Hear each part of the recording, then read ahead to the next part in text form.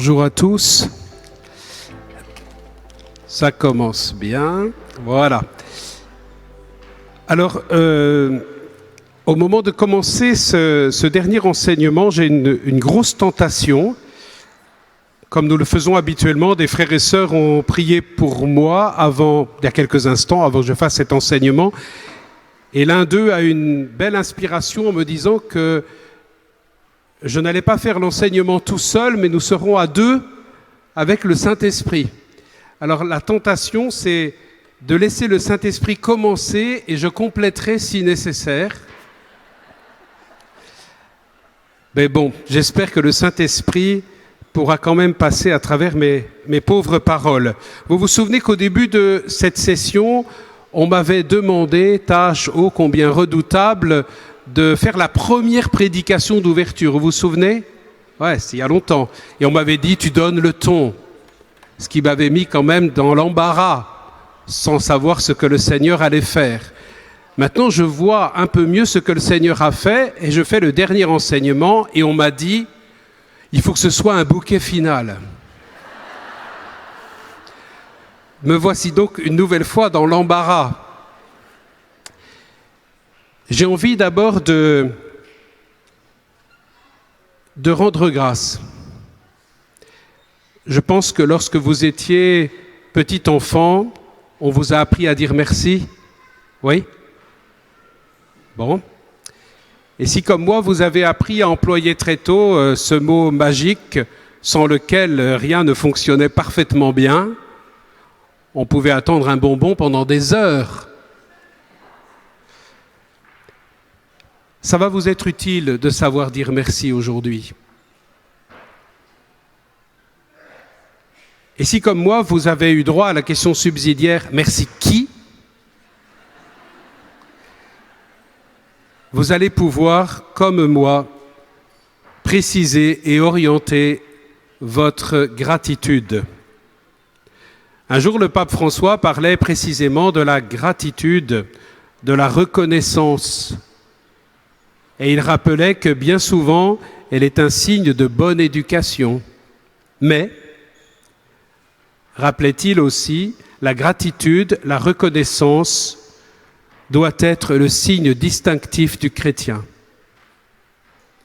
C'est un signe simple, mais authentique du royaume de Dieu.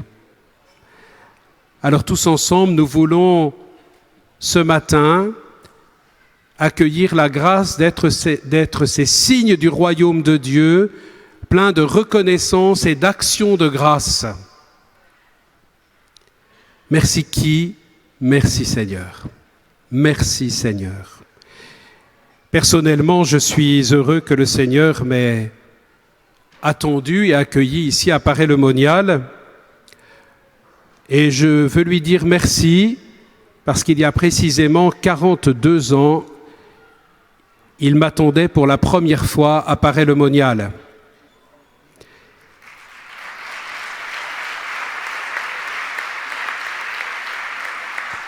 Sans que je le sache, il m'y attendait pour un rendez-vous inoubliable, un rendez-vous lourd de conséquences, un rendez-vous fondateur. Alors là, j'aimerais parler aux parents des 15-17 que j'ai pu rencontrer au début de la session et je leur ai témoigné qu'à leur âge, j'étais déjà à Paray-le-Monial. À votre âge, leur ai-je dit, j'étais ici pour la première fois à Paray-le-Monial. Et vous connaissez leur capacité d'enthousiasme. Waouh! Bon. C'est pas mal, vous aussi, hein? Alors, je suis venu à votre âge pour la première fois à Paray-le-Monial. Waouh! Ouais, super. Et devant les 15-17, j'ai ajouté « Et maintenant, je suis évêque ».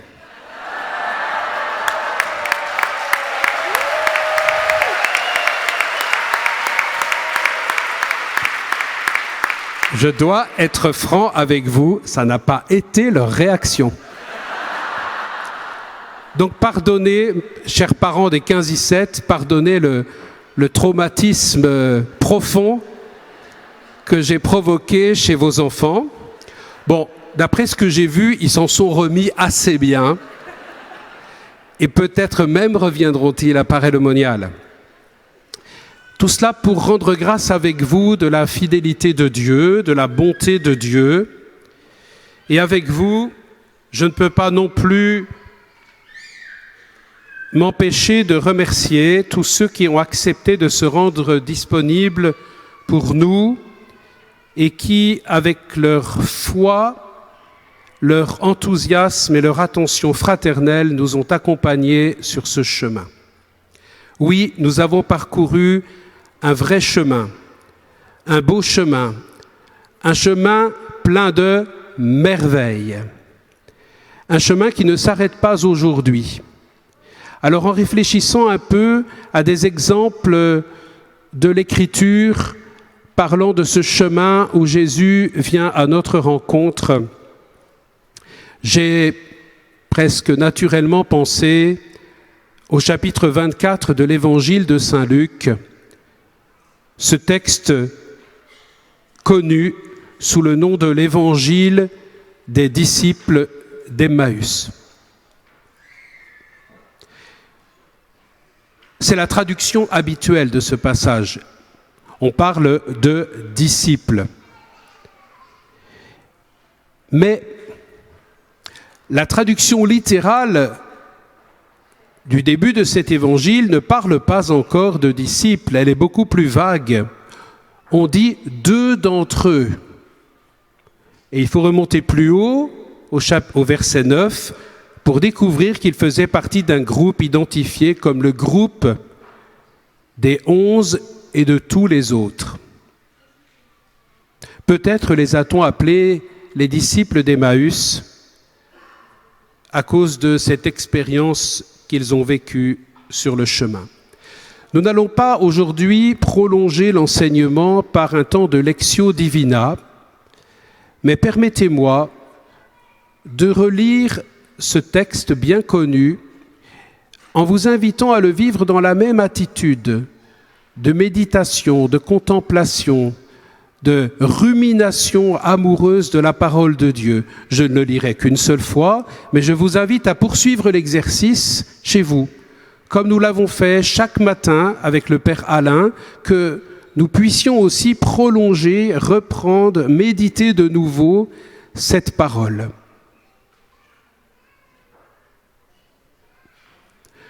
Le même jour, 2 disciples faisaient route vers un village appelé Emmaüs, à 2 heures de marche de Jérusalem. Et ils parlaient entre eux de tout ce qui s'était passé. Or, tandis qu'ils s'entretenaient et s'interrogeaient, Jésus lui-même s'approcha et il marchait avec eux. Mais leurs yeux étaient empêchés de le reconnaître. Jésus leur dit : « De quoi discutez-vous en marchant ? » Alors ils s'arrêtèrent, tout tristes. L'un des deux, nommé Cléophas, lui répondit : « Tu es bien le seul étranger résidant à Jérusalem qui ignore les événements de ces jours-ci. » Il leur dit : « Quels événements ? » Ils lui répondirent : « Ce qui est arrivé à Jésus de Nazareth, cet homme qui était un prophète puissant par ses actes et ses paroles devant Dieu et devant tout le peuple. Comment les grands prêtres et nos chefs l'ont livré, ils l'ont fait condamner à mort et ils l'ont crucifié. Nous espérions que c'était lui qui allait délivrer Israël. Mais avec tout cela, voici déjà le 3e jour qui passe depuis que c'est arrivé. À vrai dire, des femmes de notre groupe nous ont remplis de stupeur quand, dès l'aurore, elles sont allées au tombeau. Elles n'ont pas trouvé son corps. Elles sont venues nous dire qu'elles avaient même eu une vision des anges qui disaient qu'il est vivant. Quelques-uns de nos compagnons sont allés au tombeau et ils ont trouvé les choses comme les femmes l'avaient dit, mais lui, ils ne l'ont pas vu. Il leur dit alors : « Esprit sans intelligence, comme votre cœur est lent à croire tout ce que les prophètes ont dit. Ne fallait-il pas que le Christ souffrit cela pour entrer dans sa gloire ? Et partant de Moïse et de tous les prophètes, il leur interpréta dans toute l'Écriture ce qui le concernait. Quand ils approchèrent du village où ils se rendaient, Jésus fit semblant d'aller plus loin. Mais ils s'efforcèrent de le retenir. « Reste avec nous, car le soir approche et déjà le jour baisse. » Il entra donc pour rester avec eux. Quand il fut à table avec eux, ayant pris le pain, il prononça la bénédiction et l'ayant rompu, il le leur donna. Alors leurs yeux s'ouvrirent et ils le reconnurent, mais il disparut à leur regard. Ils se dirent l'un à l'autre, « Notre cœur n'était-il pas brûlant en nous, tandis qu'il nous parlait sur la route et nous ouvrait les Écritures ?» À l'instant même, ils se levèrent et retournèrent à Jérusalem. Ils y trouvaient réunis les 11 apôtres et leurs compagnons qui leur dirent « Le Seigneur est réellement ressuscité, il est apparu à Simon-Pierre. » À leur tour, ils racontaient ce qui s'était passé sur la route et comment le Seigneur s'était fait reconnaître par eux à la fraction du pain. Comme ils en parlaient encore, lui-même fut présent au milieu d'eux et leur dit « La paix soit avec vous. »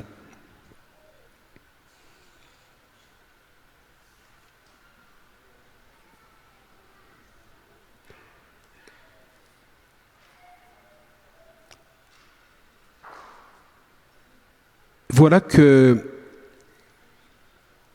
ces deux hommes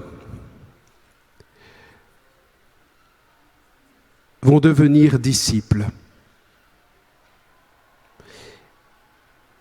Et nous-mêmes, après avoir vécu ce chemin, le chemin de cette session, comment nous voyons-nous ? Comment étions-nous au début de cette session ? Étions-nous déjà disciples ? Comment vivions-nous notre vie chrétienne ? Un peu, beaucoup, passionnément, pas du tout.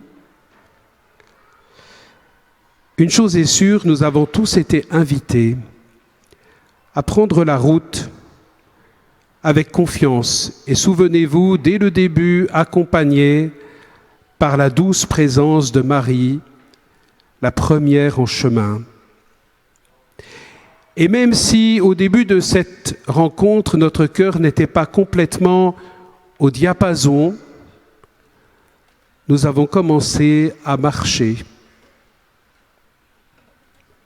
Or, tandis qu'ils s'entretenaient et marchaient, Jésus lui-même s'approcha et il marchait avec eux. Dès le début de notre rencontre, que nous en ayons pris conscience ou non, le Seigneur Jésus s'est approché et il a commencé à marcher avec nous. Avez-vous été marqué comme moi par la délicatesse de Jésus qui commence par marcher sans rien dire ? Pourtant, il en avait gros sur le cœur. Il interroge. Il interroge ces deux hommes et avouons que ces deux questions nous semblent un peu étranges et peut-être nous inviteraient à sourire. De quoi discutez-vous en marchant ? Comme s'ils ne le savaient pas. Et lorsqu'ils lui disent « Ah ben t'es bien le seul à ne pas savoir », s'il y en a un qui sait, c'est lui quand même. Et alors Jésus dit « Quels événements ?» Ah, la crucifixion d'un grand prophète. Bon. Mais Jésus, comme souvent dans l'Évangile d'ailleurs, ouvre le cœur en posant des questions. Il met la lumière avec délicatesse jusqu'à ce que le cœur s'ouvre. Et alors que leurs yeux étaient empêchés de le reconnaître, Jésus ne pouvait-il pas rapidement se manifester? Son statut de ressuscité ne l'autorisait-il pas à user de l'effet de surprise au plus vite? Et alors que leurs yeux restaient empêchés de le reconnaître, ne pouvait-il pas les guérir au plus vite de leur aveuglement? Non, Jésus les interroge, Jésus les regarde, Jésus les écoute.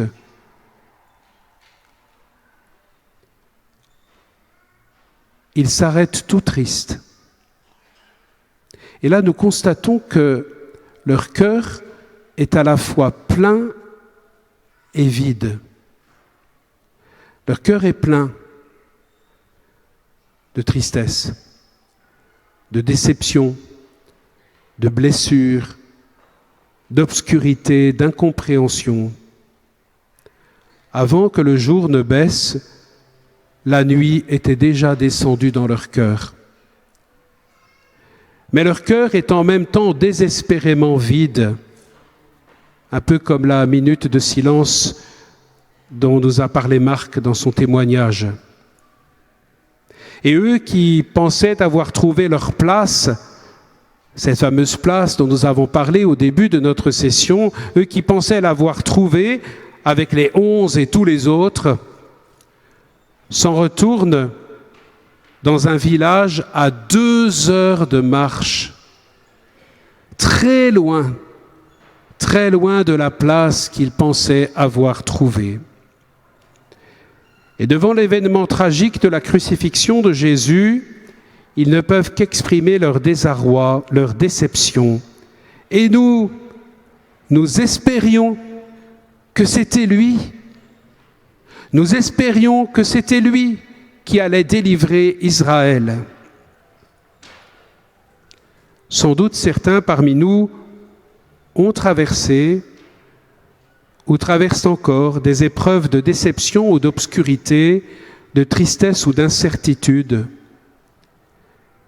Et voilà Jésus qui s'approche et interroge. De quoi parles-tu?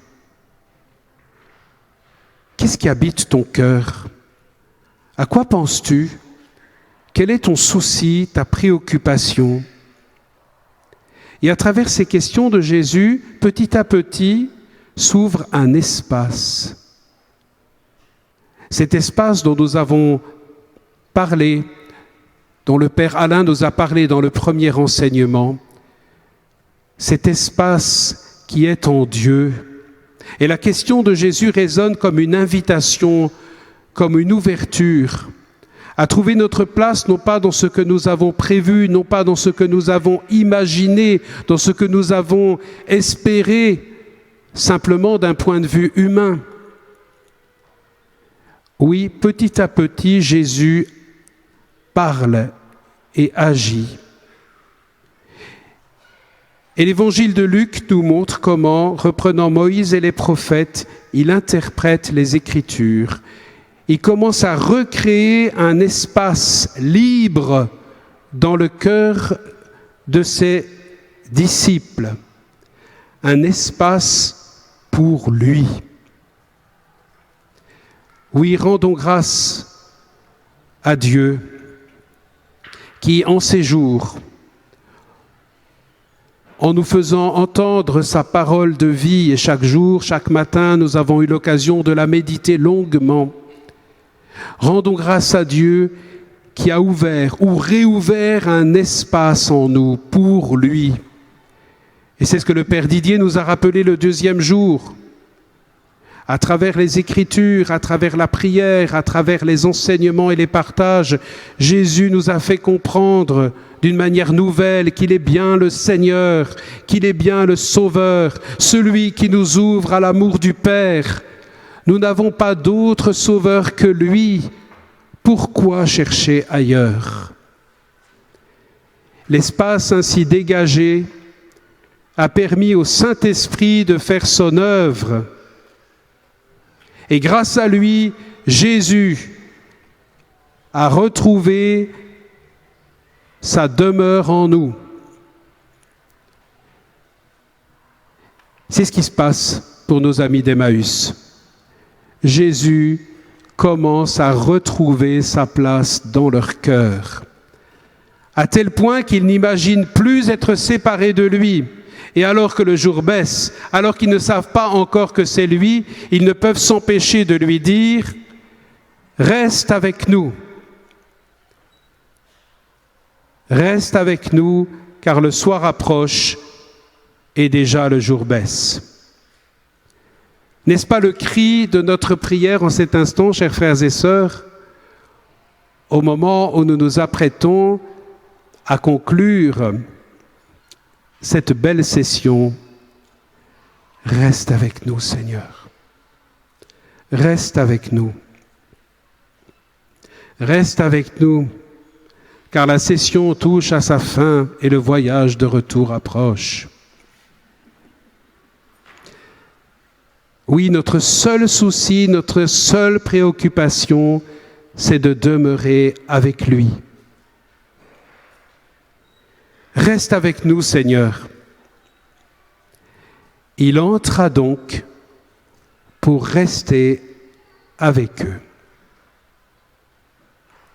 Sans laisser de côté le thème de notre session que notre frère Jean-Marc a rappelé, et que j'intègre complètement, même si je ne le dis pas, j'aimerais appeler cet enseignement, alors c'est la première fois qu'on a le titre au milieu, hein. Bon, mais vous vous en souviendrez, j'espère, c'était la surprise. J'aimerais intituler cet enseignement « Il entra donc pour rester avec eux ». Si Jésus est entré, si Jésus s'est révélé d'une manière nouvelle pour vous, si Jésus est venu à votre rencontre, si Jésus vous a libéré, si Jésus vous a pardonné, si Jésus vous a guéri, c'est parce qu'il veut rester avec vous. Il est entré pour rester avec eux.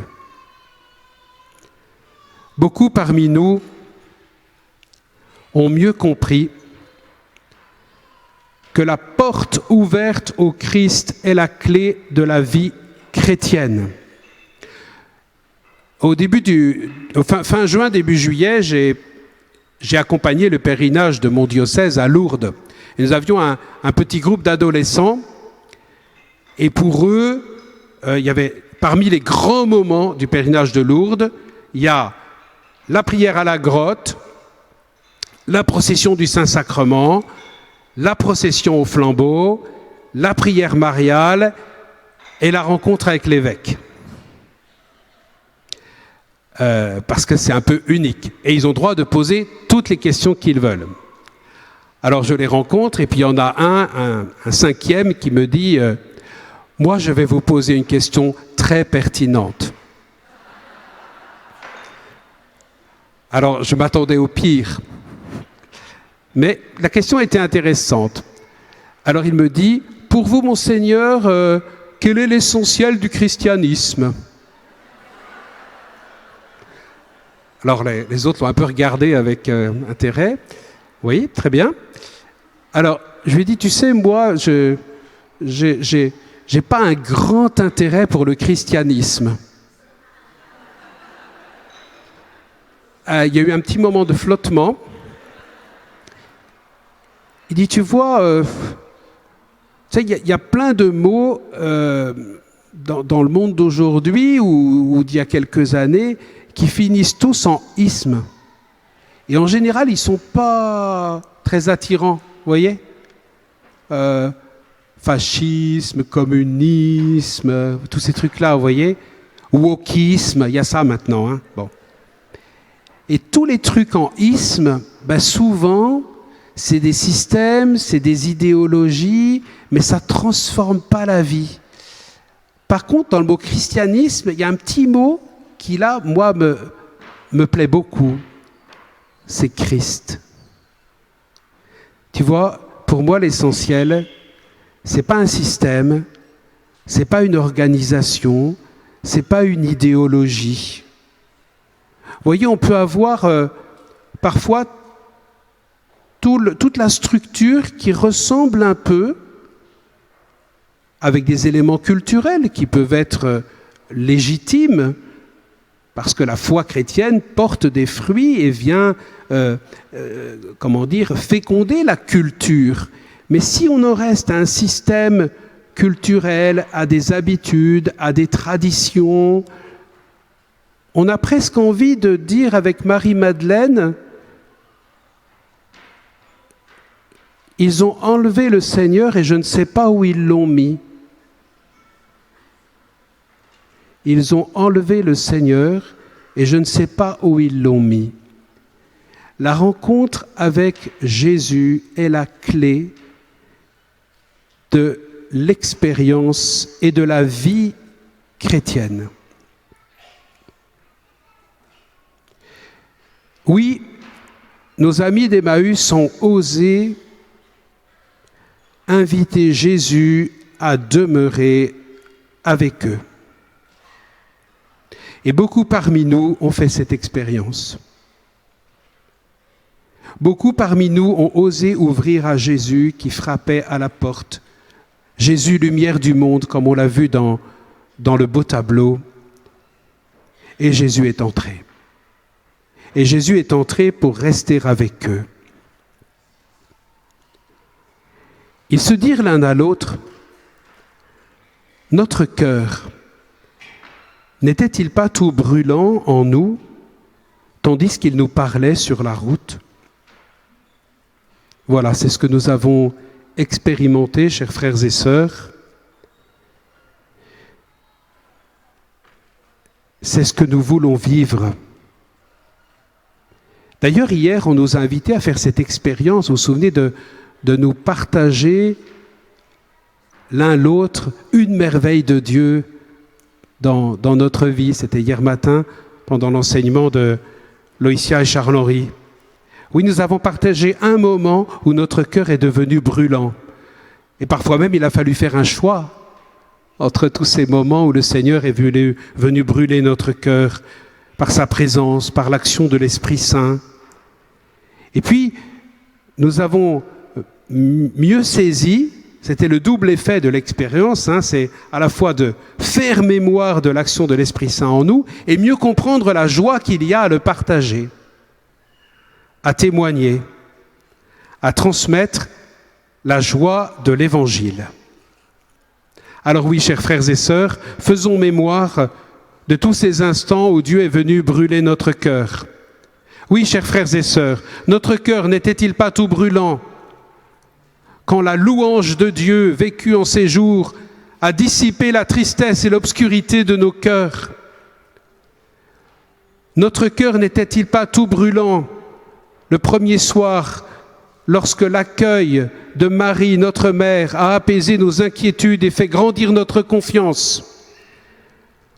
Notre cœur n'était-il pas tout brûlant quand notre intelligence a mieux compris le grand plan d'amour de notre Dieu, quand nous nous sommes ouverts à la présence de Jésus, Sauveur, Seigneur et révélateur du Père? Notre cœur n'était-il pas tout brûlant quand nous sommes entrés dans une connaissance aimante du Saint-Esprit? Notre cœur n'était-il pas tout brûlant quand nous avons compris que notre demeure était dans les cieux et que Dieu voulait nous partager sa propre sainteté? Notre cœur n'était-il pas tout brûlant lorsque nous nous sommes approchés de Jésus dans l'adoration, dans la communion, dans la confession? Notre cœur n'était-il pas tout brûlant lorsque nous avons bénéficié de l'attention bienveillante d'un frère, lorsque nous avons expérimenté la joie de servir, la joie de donner? Notre cœur n'était-il pas tout brûlant lorsque tous ensemble nous avons invoqué le Saint-Esprit pour qu'il soit le maître en nous? Notre cœur n'était-il pas tout brûlant lorsque hier soir, comme des enfants, nous avons osé demander à Dieu l'impossible? À l'instant même, ils se levèrent et retournèrent à Jérusalem.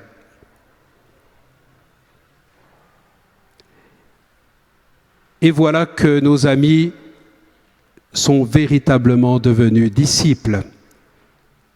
Et qu'ils partent à l'instant même, je vous rappelle, 2 heures de marche, en pleine nuit. Ils retrouvent la place qu'ils croyaient avoir perdue. Et à ce moment-là, ils sont vraiment les disciples d'Emmaüs. Voilà pourquoi j'ai souhaité prendre ce texte, parce que tout commence sur le chemin et tout termine sur le chemin du retour. Je le dis pour ceux qui peut-être n'ont pas encore expérimenté la joie du cœur brûlant. Il est entré pour rester avec eux. Alors laissez un petit peu de place dans votre automobile. Oh, il n'a pas besoin de beaucoup de place, mais laissez-lui de la place là où vous rentrez. Laissez-lui garder sa place dans votre cœur. Ce qui est très beau dans le retour des disciples d'Emmaüs, c'est qu'ils savent très bien où aller. Ils savent qu'ils doivent retrouver leurs frères. Et ils nous rappellent ce qui nous a souvent été conseillé, vigoureusement conseillé, et c'est un vrai encouragement fraternel, de ne pas retourner n'importe comment, mais de ne pas retourner n'importe où. Alors probablement que vous allez retourner à la maison un jour ou l'autre. Mais demandez à Dieu, déjà aujourd'hui, où sont les frères que je dois retrouver? Qui sont-ils? Qui va m'aider à comprendre que tu demeures avec moi? À qui vais-je pouvoir témoigner de ton amour? Comment vais-je pouvoir recevoir de nouveau ces témoignages de ta présence au milieu de nous? À l'instant même, ils se levèrent et retournèrent à Jérusalem. Ils y trouvaient réunis les 11 apôtres et leurs compagnons qui leur dirent: « Le Seigneur est réellement ressuscité. Il est apparu à Simon-Pierre. » À leur tour, ils racontaient ce qui s'était passé et comment ils l'avaient reconnu. Quels sont les frères avec qui nous allons pouvoir échanger les merveilles de Dieu? Les disciples d'Emmaüs et ceux qu'ils retrouvent se témoignent mutuellement des dons reçus. Je pense que vous savez que vous êtes des merveilles. Oh, vous êtes un peu fatigué, non? Parce que avant, c'était un peu bon. Alors, ne vous habituez surtout pas. Alors, c'est vrai, non, mais on l'a dit à un moment, ça en a peut-être agacé l'un ou l'autre. Moi, je me dis, pour 3-4 agacés et 300 transformés, ça vaut la peine. Parce qu'on va...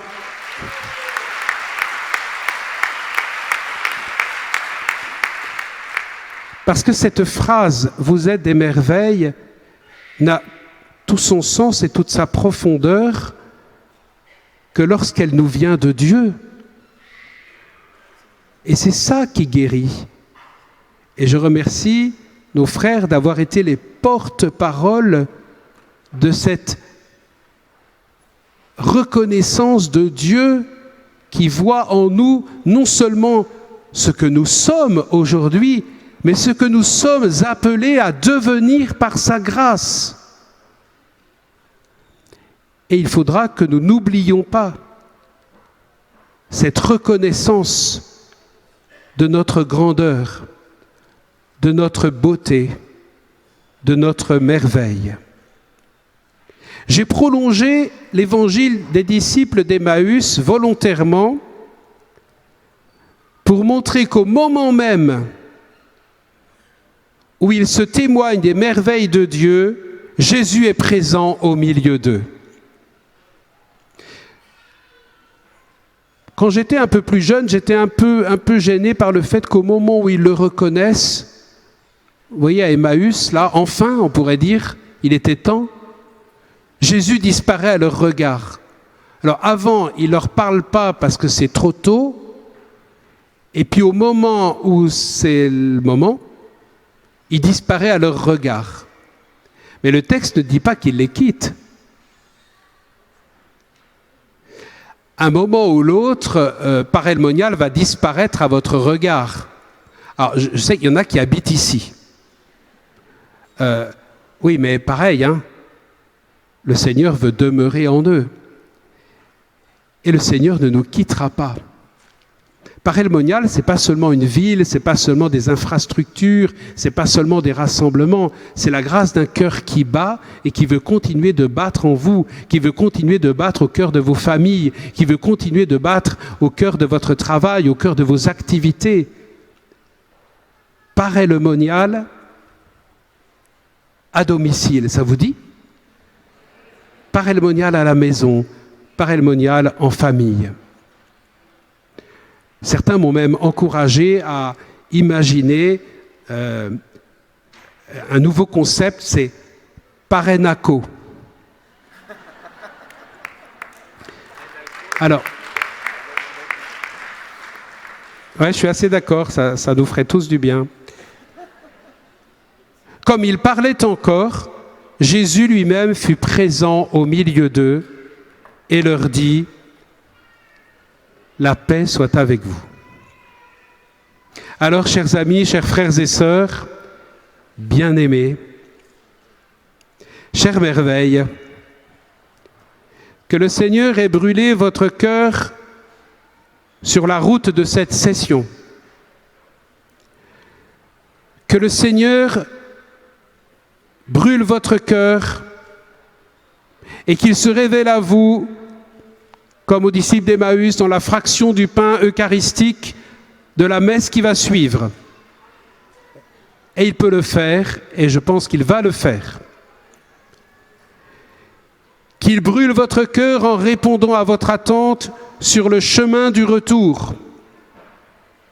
Qu'il brûle votre cœur une fois retrouvé Jérusalem, votre point de départ, qui va être bientôt votre point d'arrivée. Sachez qu'il est fidèle. Qu'il brûle votre cœur lorsque vous retrouverez les frères qui vont vous aider à cheminer, ou lorsque vous les découvrirez parce que Dieu est en train de vous les préparer. Il est fidèle. Le Seigneur ne vous a pas invité ici. Le Seigneur ne vous a pas rejoint sur le chemin. Il ne vous a pas pris par la main. Il ne vous a pas nourri de sa parole. Il ne vous a pas guéri, relevé, réconforté, pardonné pour vous abandonner. Il est entré pour rester avec vous. Et si vous partez avec lui, il ne vous manquera rien. Si vous partez avec lui, il ne vous manquera rien, ni sur le chemin, ni au moment du retour, ni demain, ni après-demain. Et voici que moi, je suis avec vous tous les jours, jusqu'à la fin du monde. Amen.